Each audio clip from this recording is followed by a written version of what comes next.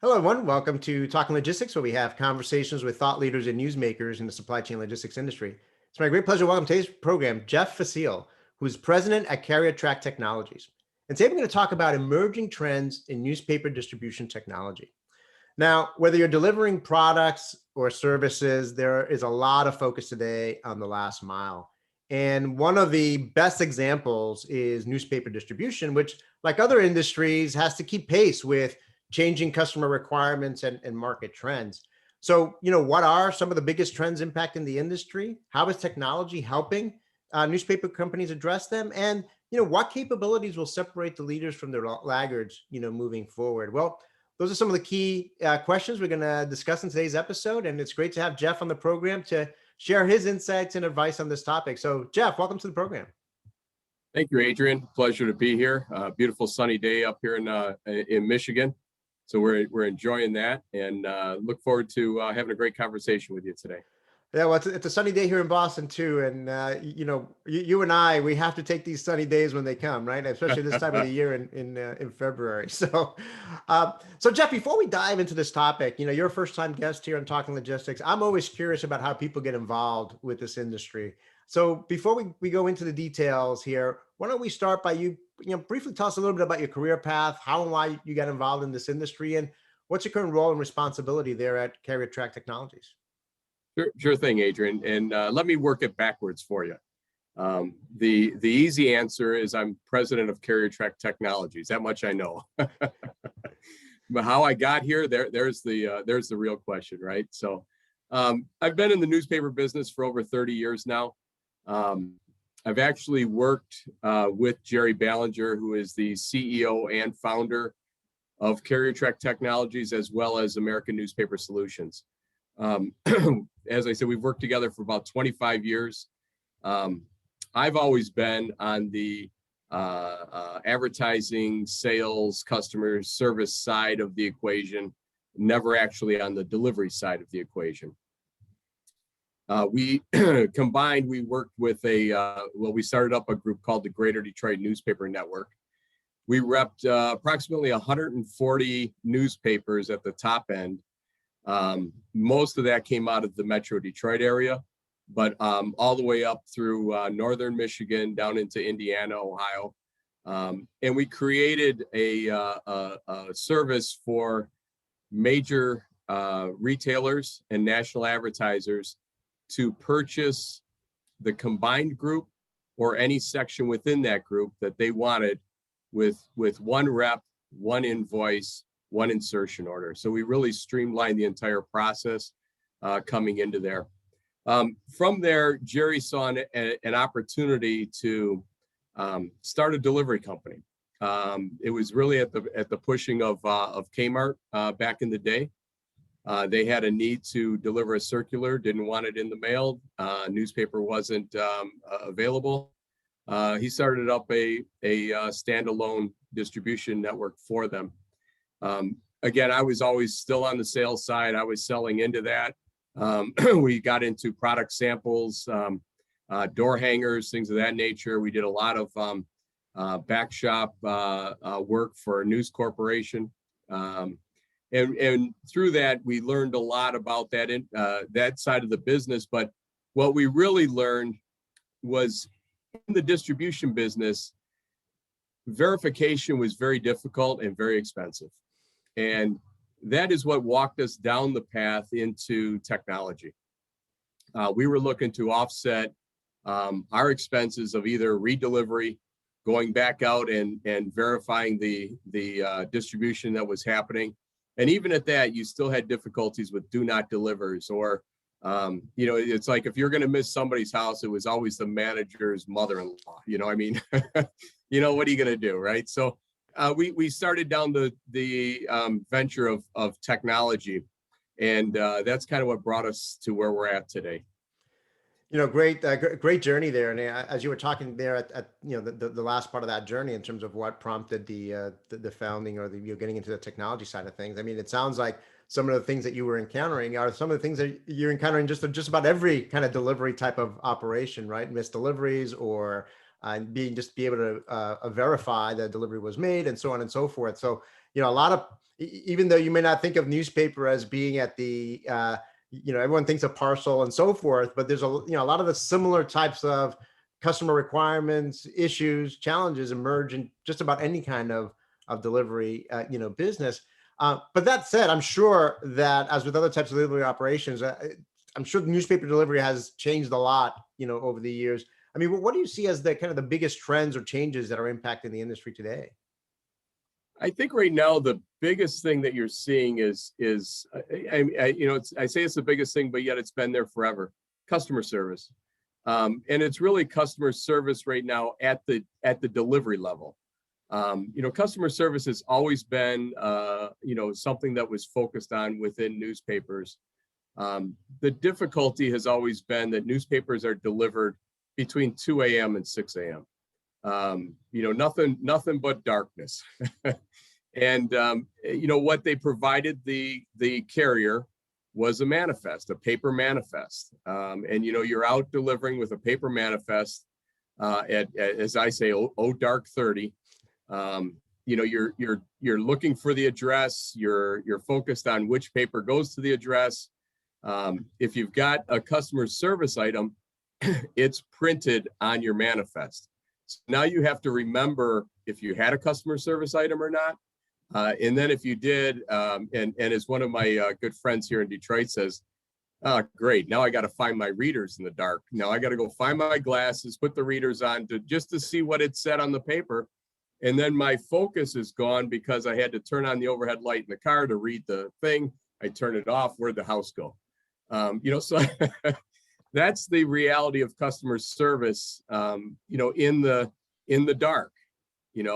Parcels have the advantage of delivering during daylight hours. So again, it's a little bit different mix. Anything that you're doing between that 2 a.m. and 6 a.m. window is very difficult. So paper manifests and really looking to get away from that, getting into some type of electronic format that it's audible and visual, is really there to enhance that customer service side. Obviously, it's going to also help the carrier in completing their delivery more efficiently. Consolidation is the other thing that's happening out there, and it's happening in a couple different ways. Newspapers have constricted the number of days per week. The other thing that's happening with that is that they've taken what used to be two different delivery systems, one for the daily subscriber, one for the weekly saturation program. And because they've had to consolidate, it impacts the paycheck for the independent contractor.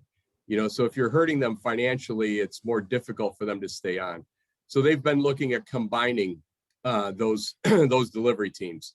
So now you've got a whole nother set of scenarios that you're trying to deal with.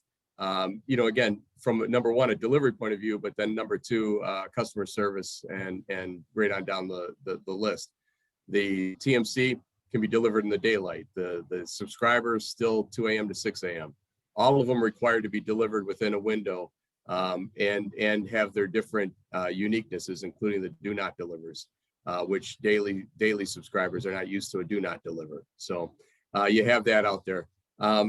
What's happening with that, the consolidation there, you're also looking at things that they can add on to that now. So they are looking at magazine delivery, adding that to the mix, and obviously last mile as well. They're playing with how to figure that piece of it out. That's an interesting, number one, I mean, we've done some research here where that shows that more and more companies across a variety of different industries are looking to compete on customer experience. So it's interesting that, that holds true and has always held true in the newspaper industry. I know I'm a newspaper subscriber, and I know that I've had perhaps different delivery folks, but there was one delivery person that I had who would actually put the newspaper right on my front step, and I loved that guy or gal. I actually never saw the person, like you said, because they would always be delivered between 2 and 6 in the morning. You could catch them on your ring now. Exactly. So, I know that, and sometimes I'm amazed that the newspaper is actually out there when I go out there and there's been a snowstorm overnight or something, and still the newspaper is there, even though I got an alert that said maybe it might not arrive because of the weather. and I still see it out there. I'm pretty impressed. So certainly I can see that, the customer experience piece being a high priority there. And then secondly, I think the last point you brought up, one of the things that's happening right now is, particularly with parcel, is that there's a lack of capacity out there with the, huge rise of e-commerce. The UPSs, the FedExes, and the USPS, they're constrained in terms of the capacity that they could bring to the market in terms of being able to make those deliveries, and they're turning deliveries away. So I think, like you said, this is a ripe opportunity for those that are already in making home deliveries, right, to perhaps get into this, market as well. So kind of interesting to see, how this industry, what role, and I'm convinced they're going to play a role, moving forward, because I think the market dynamics are, prime right now for them to play a bigger role there.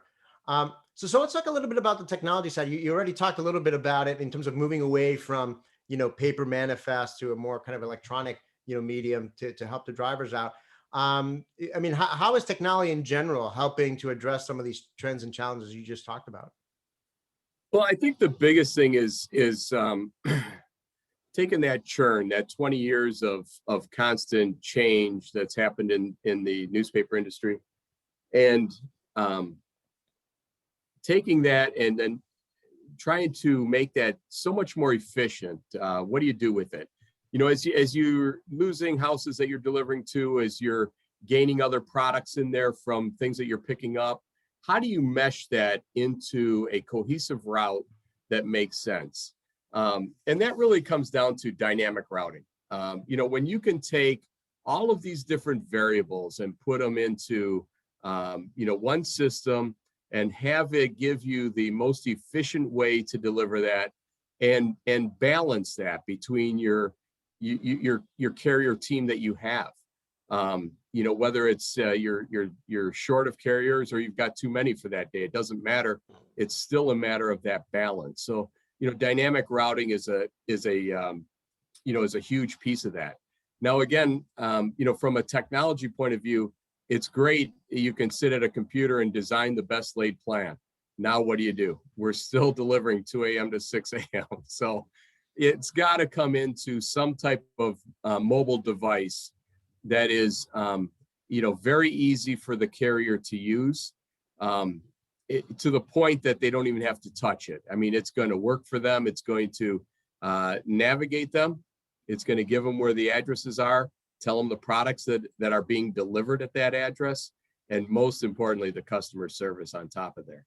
And again, that type of software technology needs to work for all types of delivery, not just the daily newspaper, not just the TMC product, but it doesn't matter if it's parcels or waste management. If you're out delivering something, you've got the opportunity to, again, use dynamic routing and then take the mobile application and bring that to life for your, for your independent contractor or a driver. It's interesting you mentioned dynamic routing. We recently published a guest commentary from Doug Hill there around Route Smart Technologies, which is one of your partners, on the importance of dynamic routing in the current environment, that we're in. And then when you marry that with, the mobile piece and the navigation piece, kind of getting away from those paper manifests that you were talking about, and really almost providing, particularly in that dark environment that you're talking about, navigation and being able to embed that customer service within the mobile application. I imagine that, a lot of times there's a resistance to adapt technology from the drivers and the carriers, because, change management is always difficult. But how has the adoption of particularly the mobile piece been with the drivers? I would imagine that with everything you described earlier in terms of having to find the readers and the turning on the light and all that, that once they start using this technology, if you were to tell them, we're going to take it away, they'll probably kill you, because, they can't imagine doing their job right now without it. Is that the case? It absolutely is the case. And I mean, I've lived a lot of funny stories, through this technology rise. Right now, the reluctance to use technology is a lot smaller than it used to be. Right now, and you could go into any delivery category, and you will find very tech savvy users. Now, there's certainly ones that I won't say a flip phone anymore, but back to that level where they just don't have that capability. But once they see other people are using it and it's saving them time and making their job easier, apps they want in, no matter what the learning curve is on their level. So it's really been a big plus with the wave of smartphone devices. When we started CarrierTrack, we were on Nokias, and I mean they were bricks in your hand, and at that time not everybody had a cell phone. So when we were really fighting a learning curve back then. But again, we built the technology so that if you just turned it on and set it on the passenger seat, it would record and give you the information you need as you went. You didn't need to interact with it. So to the point that you could actually say, look, we'll just turn it on and put it here. You drive, do whatever you have always done. It'll still work for you. So we've really come a long way in that world. And yes, the biggest plus that I've always had is the people saying, you mean I don't need my readers? That's great. I mean, I need my readers just to do this episode, so I can, see well the computer and my notes. But no, that's great. So I mentioned RoutSmart, Technologies is one of your partners. I mean, from a customer's perspective, I mean, what is the value proposition? And I know we've already touched upon it a little bit here, between bringing your, respective solutions together. I mean, can you share some customer examples of the type of benefits companies can achieve? Yeah, absolutely. Yeah, I want to start out by saying, and I give a lot of this to Jason Fry, who's my counterpart over at RoutSmart. We've worked together long before we got this partnership going, with the idea that what they had and what we had were two separate silos, but would work perfect together. We say it all the time. RoutSmart and CarrierTrack are like peanut butter and jelly. Separately, they're great products, but when you put them together, you got something that's, it got more flavor, more texture, more oomph, and that's really peanut butter and chocolate, Reese's peanut. I know, right? But I didn't want to get that Reese's thing and have them, flag me for some violation of, but, and again, I mean, that's exactly it though. I mean, when you take them separately, they're perfect, but when you add them together, it's exponential what it can do for you. We talked a lot about dynamic routing. They're the intelligence behind what happens there.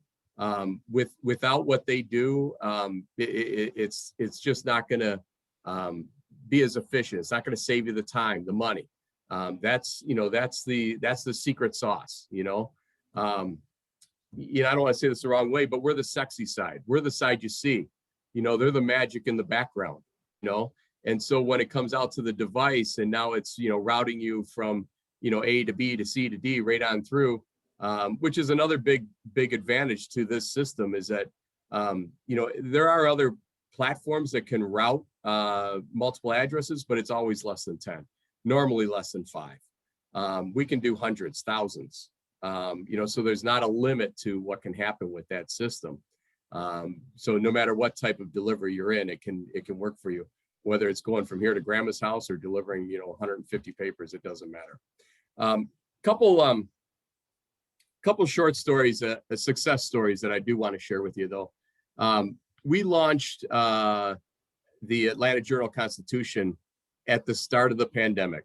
I was set to fly down to Atlanta and start with the rollout of the devices and training of the carriers. And the pandemic hit in March. We were under quarantine. Newspapers had to recreate all new rules of how they're going to get newspapers out of their warehouses.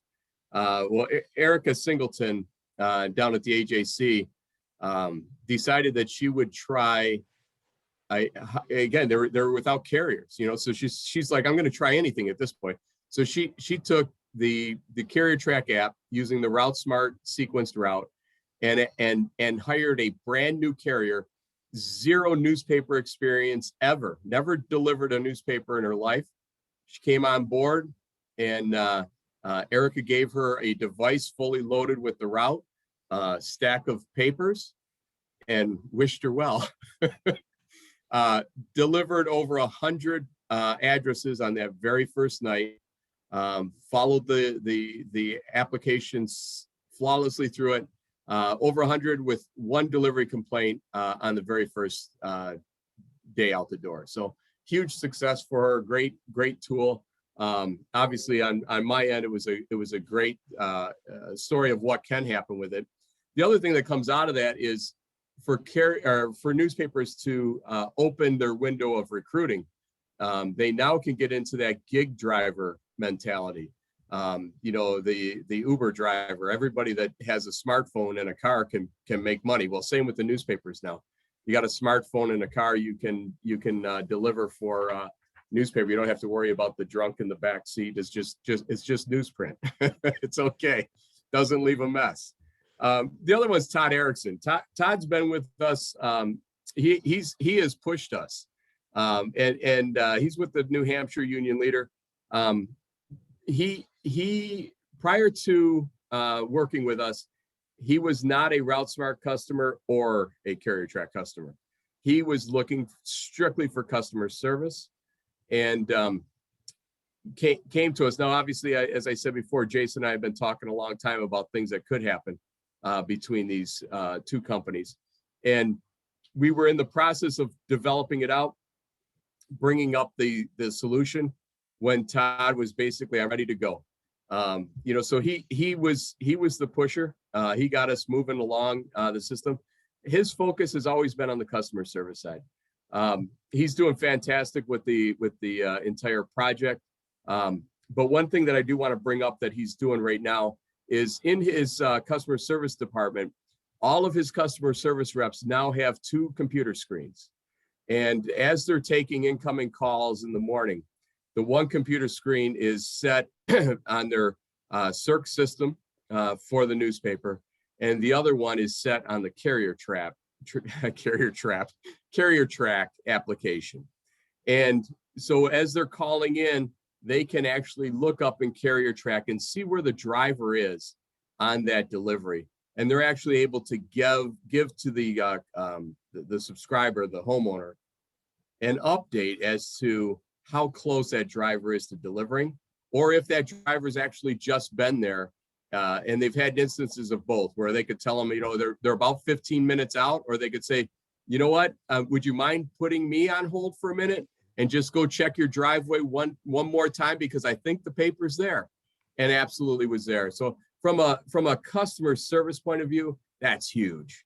And from a financial point of view, back in the CERC department, he's not sending recovery drivers out to drop off another paper. So you have a happy subscriber, and you're saving some dollars along the way.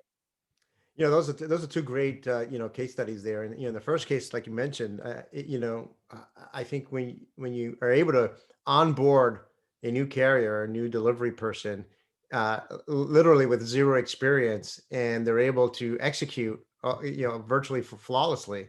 I think it's a testament to kind of the ease of use of the application, and there's savings there from a training standpoint, onboarding standpoint, and so forth.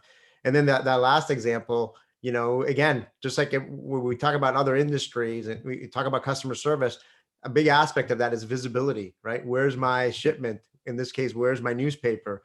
And right. Being able to quickly and accurately, respond to that question has huge benefits, as well. So, two great examples there.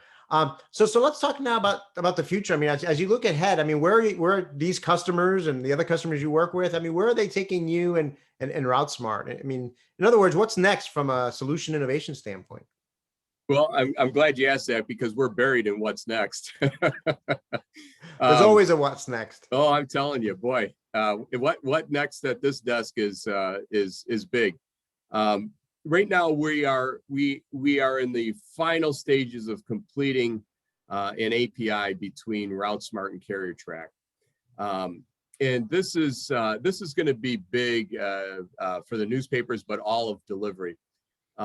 What it's going to do is it's going to open up the RouteSmart online dispatch tools. I like to call them dispatch after hours. I think it sounds a little sexier than RouteSmart online dispatch tools, right? But dispatch after hours is what the managers are using when they have problems. So if a car breaks down, somebody calls in sick that night, papers are late, all the things that happen to you after normal business hours, they have the tools in RouteSmart Online to combine, split, resequence, recreate routes. All those things are functional inside of RouteSmart Online. But without the API, there was no way to get them to CarrierTrack in an efficient way. So they would still have to run that paper manifest with those problem areas, right? So with the API, when they submit that split route or that combined route into RouteSmart Online, that will automatically go through the API into CarrierTrack, and those new routes will then be assigned to the new carrier on their device, and they'll be off and running, so no more paper manifest for them. So yeah, that's going to be absolutely huge, and that does transfer into, as I said, other categories for them. Many of RouteSmart's other categories don't supply a complete route list a day in advance like newspapers do. So in those worlds, that type of information can come to us through the API the exact same way. So it will expand what's there. There's a lot of reporting that we're now working on. Again, a lot of that's coming from the direction of Atlanta and New Hampshire as far as what they'd like to see, key metrics reports to help them manage their crews better. The next thing after that is we're doing what we're calling a phase 2 of the API. So phase 2 is going to be from CarrierTrack back to RouteSmart. Okay. And again, all of these functions work in RouteSmart, but I call them manual. You have to go into the computer and make adjustments to it. What'll happen on when it's able to receive it back from CarrierTrack is the user out in the field will be able to interact with the device, and that information will automatically go back into RouteSmart and be saved. The one primary one is we get this a lot with very seasoned newspaper delivery people. They know their route, they've memorized it, they run it the same way every day. Now, when you put that into RouteSmart and it's dynamic routing's done and you've got a whole new route, well, they're old school. They don't necessarily want to follow it. They want to do what they've always done. And it's fine. They're independent contractors. That's what they're supposed to be able to do. With our tool in the second API, they'll be able to run their route. I call it discover mode. They'll be able to run their route. It'll record the sequence they drive and then submit that back into RouteSmart as a preferred sequence of the carrier. Again, they can do that manually in the RouteSmart system by going online and moving the addresses around manually. They just don't take the time to do it. So this would speed that up, make it simpler for them, make it simpler into the system. Other things that'll come out of that is, you've got a corner lot. The address is coming up on the front of the street, the delivery's on the side at the driveway. You can move that with a touch of a button inside of CarrierTrack. And again, those things will be updated right into the RouteSmart system. So again, that's the second phase of our API coming in there. So those are the two big things that are coming out of our customer requests. Yeah, no, that's great. I mean, we've been seeing, the adoption of APIs in the industry in general, accelerate over the past, few years, to do exactly what you just talked about, right? Really create even more seamless workflows between the different systems that companies use, and in this case, between your respective systems, and being able to create that feedback loop, I think is as you described it, critically important, right? Because I mean, I think at the end of the day, you want the optimizer and you want that solution to model reality as much as possible, right? And a lot of the real-time information, or the actual information, being able to take that actual back into the system, whether it's because it's a preferred route of a driver, or there's something that perhaps what wasn't captured earlier on, right? To continuously fine tune the algorithms and the what the system does, I think is important there. So Jeff, as a way to wrap up, then, I mean, ultimately, what capabilities are going to separate the leaders from the laggards in the newspaper delivery business in the months and years ahead? That's a fantastic question. I think the easy answer to that is maintaining the relationship with the delivery address. Newspapers have been doing home delivery for over 150 years. They're the OG, man. They're the ones that have been doing it forever. They need to maintain that. Digital's great. Everybody loves digital subscriptions. I love it on my phone, but it's not about print and digital. It's about a relationship to the address. They've been that trusted source forever, and they need to maintain that. Now, that's why I said that's the easy answer. The hard answer is, how do you do that? And I think that's really what we're looking at is, okay, they've consolidated products. They've brought on third-party products. They've brought on magazines. Some of them have dabbled in the parcel business. But we're really in a spot right now, exaggerated by COVID, no doubt, but was going there 10 times faster than anything else, was the parcels. Shopping online, having everything delivered to your door, is absolutely incredible. Now, does that mean that they're going to do that between 2 a.m. and 6 a.m.? No. As I remind people, you can deliver a newspaper between 2 a.m. and 6 a.m., but you start coming up to houses with packages or other things, and you're not going to be in good shape. The guns might come out at some point. It's not the thing to do. Packages need to be delivered during the daytime. But what's important with newspapers is that they have all the resources. They have the warehouse space. They could do sorting and sort and deliver to postal, sort and deliver to FedEx, sort and deliver to you. All of that's very doable for them in their exact operation right now. They have the space. They have they have trucks. They have bay doors. They have the labor resources.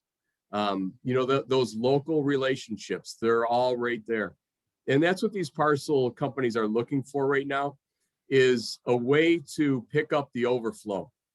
I've seen a couple really crazy stories over this past fourth quarter, between COVID and your typical increase of online shopping, but absenteeism is through the roof.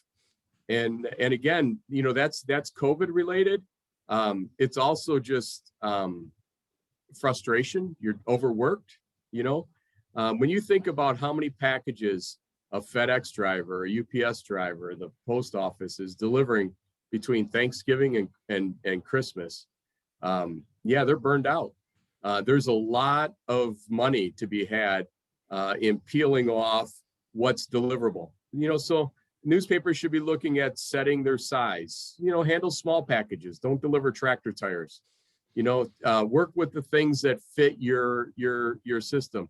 Start small. You can always grow. But get in there and maintain that relationship with the address. You've earned it. Don't give it away. So that's what I think it is, Adrian. Yeah, I love that phrase, that maintain the relationship with the address. And I think when you think of it from that perspective, like you just described, it just opens the door to so many other, possibilities, including like we both talked about in terms of, picking up some of that overflow from, from parcel. And then obviously the only way you're going to be able to expand into perhaps new opportunities and scale your operations profitably is by leveraging technology, right? Because Right. you can't grow and scale and provide that customer experience if you're still going to be using paper manifests and still operating like you're operating 150 years ago, right? Right. So obviously the technology is going to play a key role in achieving that objective. Well, Jeff, we covered a lot of ground. I certainly learned a lot about this industry and where it's heading and some of the great opportunities there. And so again, thank you very much for making the time to be with us today. Adrian, it was my pleasure. I hope you can enjoy some of the sunshine this afternoon. I'm going to try. I'm going to try.